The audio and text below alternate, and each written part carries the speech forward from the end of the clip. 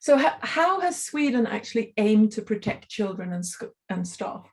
Well, in spring of 2020, Anders Tegnell, the head of the health authority, he said that herd immunity is his Swedish strategy. And he wrote in emails to his former head of the health authority called Pete Tull, that keeping schools open will help Sweden get herd immunity faster.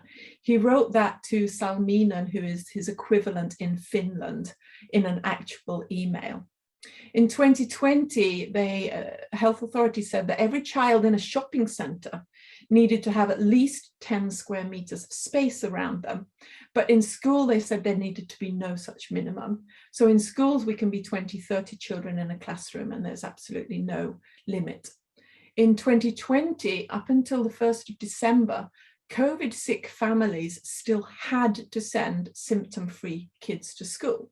So our health authority has basically denied that children are asymptotic, and they said that the chance of you getting the COVID infection and being symptom-free is almost negligible. So they didn't accept that COVID is airborne, or that children can spread the disease asymptomatically, or that you can spread the disease, your most infection, the first day or two before you actually get symptoms.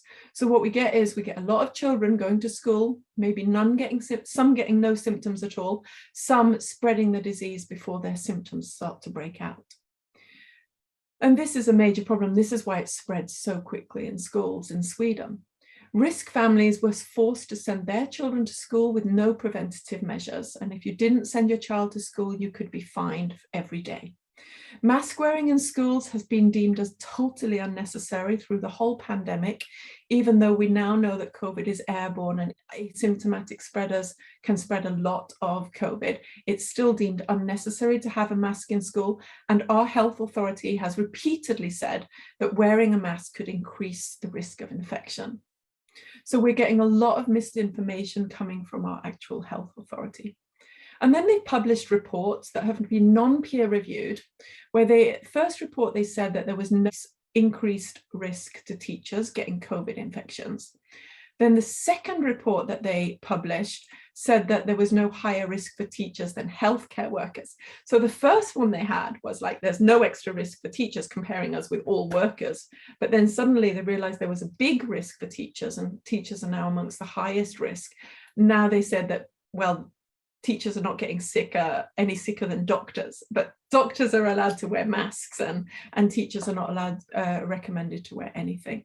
So the Corona Commission of Sweden just recently proved that teachers have a very high risk of getting COVID at school.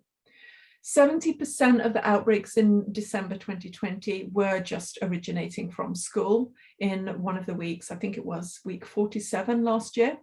And instead of trying to investigate more thoroughly why schools are being the source of the outbreak and the driving force, and what they could do to reduce it, they actually decided to stop measuring all school outbreaks. So they didn't care. It felt very much anyway like they didn't care about school outbreaks, and they wanted to cover it up and just carry on allowing schools to have this outbreak. So the Health Authority of Sweden, their mantra was, kids don't get seriously ill, kids don't infect others. If they do infect others, it's just between the family. They don't infect the teachers, and they don't infect their friends, and that COVID is definitely not spread by aerosols, only by large droplets. Defining the difference there between aerosol and droplets was health authority not very clear either. So my question is, was our health authority actually using children to spread COVID in the community by actually denying them protection in schools?